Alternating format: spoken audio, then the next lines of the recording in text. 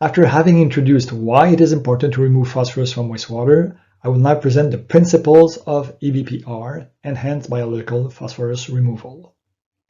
The discovery of the enhanced biological phosphorus removal process goes back to the late 50s, when enhanced phosphorus removal was observed in plug flow activated sludge processes without the addition of chemical coagulants. The phosphorus removal efficiency was sometimes quite good, but variable over time. Thus, there was a need to better understand the basic mechanisms for this process. For nearly 30 years, there was a debate about the chemical or biological nature of this process, until it was shown to be essentially biological. Considering that there is no chemical coagulant added for phosphorus precipitation, the sludge is of greater quality for phosphorus recovery, such as land application or struvite formation from the centrate of an anaerobic digester. One of the challenges of understanding the mechanisms of enhanced biological phosphorus removal was that phosphorus-accumulating organisms are non-culturable on acetate media, which remains the case for Acinetobacter types of phosphorus-accumulating organisms. So, enriched cultures with acetate as the sole carbon source were used in mixed culture to determine phosphorus-accumulating stoichiometric equations and kinetic rates. These studies allow to demonstrate the biochemical role of polyphosphates and the carbon reserves of polybeta hydroxyalkanoates and glycogen. This, in turn, led to the development of mathematical models that allow to better understand, operate, and design enhanced biological phosphorus removal processes of mixed cultures of PAOs, ordinary heterotrophic organisms, and nitrifiers. Enhanced biological phosphorus removal refers to the process of phosphorus removal beyond anabolic requirements, those for cell synthesis, via the formation of intracellular polyphosphate reserves. This process is also called biological excess phosphorus removal or biological enhanced phosphorus removal with the acronym BEPR, or biological phosphorus removal, BIOP removal. But this process is not that of luxury uptake, an error that is found in the literature, which refers to the different biochemical mechanism that results from nitrogen or sulfur limitation. A number of reviews on EBPR developments have been published since 1983. Combinations of processes can be used to achieve given effluent total phosphorus concentration values for municipal effluents, from 1 mg total phosphorus per liter down to the very low 0.01 mg total phosphorus per liter, which corresponds to 10 microgram of total phosphorus per liter. Thus, an effluent of 1 mg total phosphorus per liter can be achieved by chemical coagulation alone, enhanced biological phosphorus removal alone, with an efficient final settling, or with chemical coagulation. An effluent of 0.5 total phosphorus per liter can be achieved, milligram total phosphorus per liter, can be achieved by EBPR plus sand filtration to remove total suspended solids. 0.1 milligram total phosphorus per liter can be achieved by combining chemical coagulation, EBPR, and sand filtration. Care should be taken to minimize the addition of coagulant to ensure that the orthophosphate remains bioavailable to PAOs.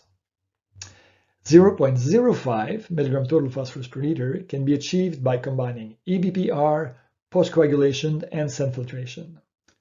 Finally, a very low value of 10 microgram per liter, 0.01 mg total phosphorus per liter, can be achieved by combining EBPR, post-coagulation, adsorption, and membrane filtration, and that is quite costly.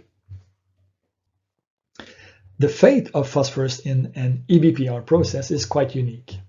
The influent phosphorus is first mixed with the return sludge in an upstream anaerobic tank, where that contains no oxygen nor nitrate, except that is recirculated, where polyphosphates are degraded, resulting in the release of phosphorus in solution as high as 59 mg per liter, as calculated in table 6.6 of the EBPR design example. The function of poly-P degradation is to provide the energy required for the storage of VFAs as PHAs under anaerobic conditions, which is quite unique. Thus, polyphosphate allows PAOs to have a preferential access to the best biodegradable COD available from the influent or from fermentation, explaining why they can proliferate so well in EBPR processes. In the downstream aerobic zone, the stored PHA, polybeta hydroxyalkanoate, a carbon reserve, is consumed to provide carbon and energy for biomass synthesis, phosphorus uptake, and polyphosphate synthesis. The effluent total phosphorus concentration should be low in a well-operating EBPR system. The phosphorus-rich wasted sludge contains the phosphorus that has been removed from the system. There are three phosphorus removal mechanisms. The first one is for the anabolic needs for cell synthesis of ordinary heterotrophic organisms and nitrophiliers. This corresponds to a content of 0.02 gram of phosphorus per gram VSS or 0.015 gram of phosphorus per gram of TSS. The second one is for phosphorus storage as polyphosphates by PAOs, both aerobic and denitrophylling PAOs. With enriched cultures, a maximum of 0.38 gram of phosphorus per gram VSS was reported, which corresponds to 0.17 gram of phosphorus per gram of total suspended solids. That's quite a heavy pack sack to carry on your back of 17% of your weight. The third one is chemical phosphorus precipitation, either from influent chemicals such as drinking water sludge, or from added cations that are normally aluminum or iron, and sometimes calcium for hydroxyapatite formation, or magnesium for struvite formation from an anaerobic digester centrate. In mixed cultures, the global phosphorus content varies between 0.03 to 0.15 gram of phosphorus per gram VSS, which corresponds to 0.02 to 0.10 gram of phosphorus per gram TSS. Maximizing the growth of PAOs will result in greater P removal. For this purpose, the fraction of the biodegradable COD taken up by PAOs should be maximized. For a given percent biodegradable COD taken up by PAOs, settled wastewater will lead to a greater phosphorus sludge content than raw wastewater.